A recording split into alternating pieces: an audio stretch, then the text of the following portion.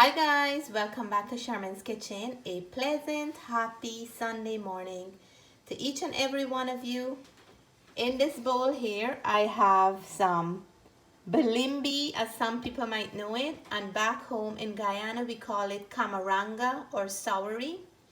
I have the frozen ones that I just washed, and I'm going to be making some achar with this today.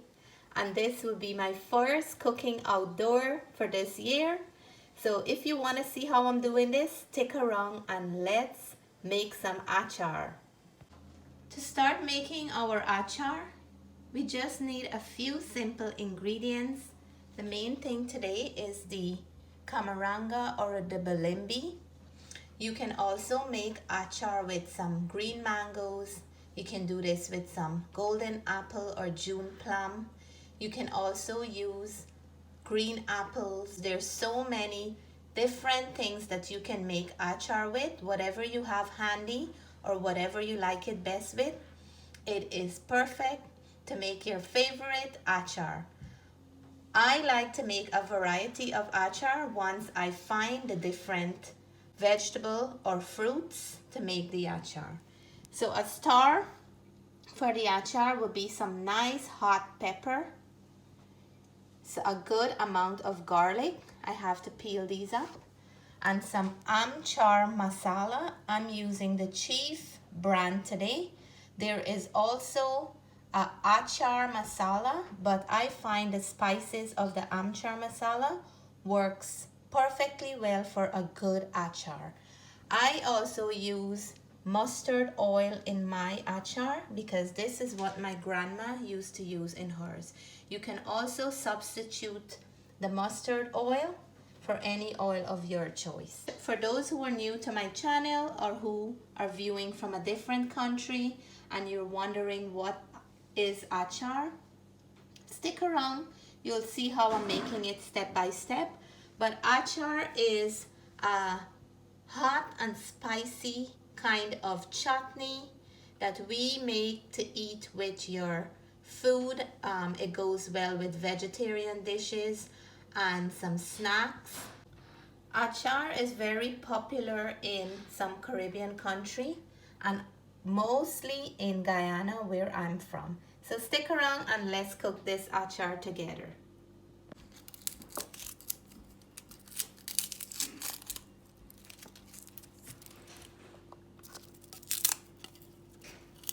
These were hot pepper from my garden last year. I'm using 4. I'm not sure if these are too hot for this achar. And here I have my garlic that I just peeled. We're gonna blend the two up together with just a little bit of water. So into the blended garlic and pepper, we're gonna add our amchar masala. And I will leave all the measurement that I'm using today in the description box below. I'm gonna make this to a paste, just like when we're making curry, except for we're using different ingredients today. And this already smells like achar. So I'm gonna head on outside and start putting our paste and Kamaranga or balimbi together, because this, when you're cooking it, it smells up the whole entire area. So it's best to make outside in the outdoors so you're not choking yourself up inside. I have here everything set out to make my achar.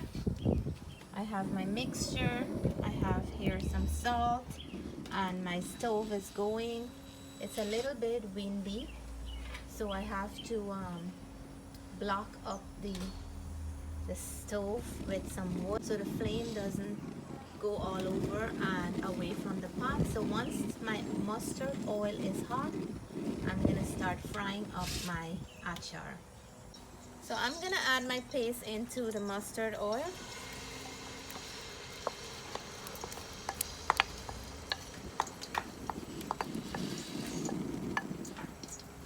And this smells so good.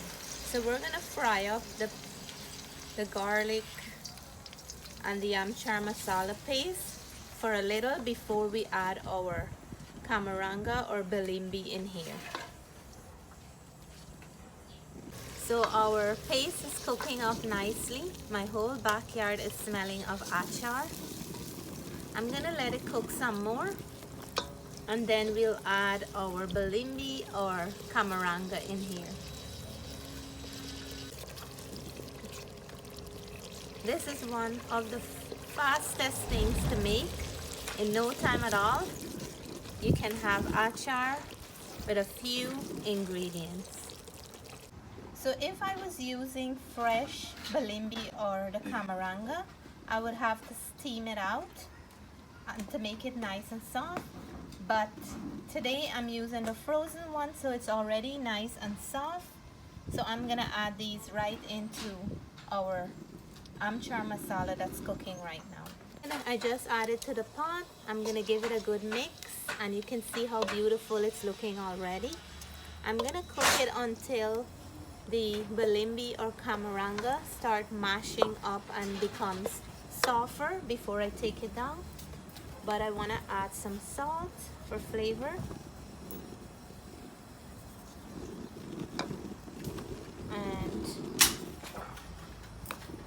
we're gonna give it a mix, and then we'll leave it to cook, and I'm gonna show you some updates on the backyard. So the sun came out nicely and my achar is coming along great. Look at that. It smells up the whole backyard. I still have to cook it some more, but I'm gonna show you what hubby is doing in the backyard while the achar is still cooking. Hubby is putting up a trellis here, and he went up high up over the fence, and he put another wood here with some screws, and he's adding these strings, and then he's gonna lead our Karila to go upwards. See how they're here, how the Karilas are coming. They're running on this little thing that we have here, and I can also see a Karila coming here, right here. Look at that. So that's what he's putting up, his trellis. That's what he's working on, but I'll show you when he's finished because he has to make a few more, but it's coming along nicely. So here is the finished product. The balimbi or Kamaranga is nicely mashed. If the sun is too much for you guys to see, but I'm gonna take it inside, cool it off, and then I'm gonna fill it in a bottle and leave it to eat my lunch today. So here is my balimbi or Kamaranga achar. This reminds me so much of back home. And this is what it is. It's a spicy, garlicky, peppery kind of chutney. And you can eat this with any dish of your choice. I'm gonna wrap up the video. So just a quick tip for storage. You want to store this in a clean glass jar. Before you store it in a jar, make sure you sterilize the jar and wait until your achar is completely cold before filling it off. In that way, you will have perfect storage and you can keep it in your fridge, or you can leave it on your counter, and this will last you for months until you finish with the entire jar. So that's my tips for storing your achar. And I will do a taste test in another video. So stay blessed, stay safe. I love you guys. Thanks for all your love and support. I will catch you in my next video. Bye for now.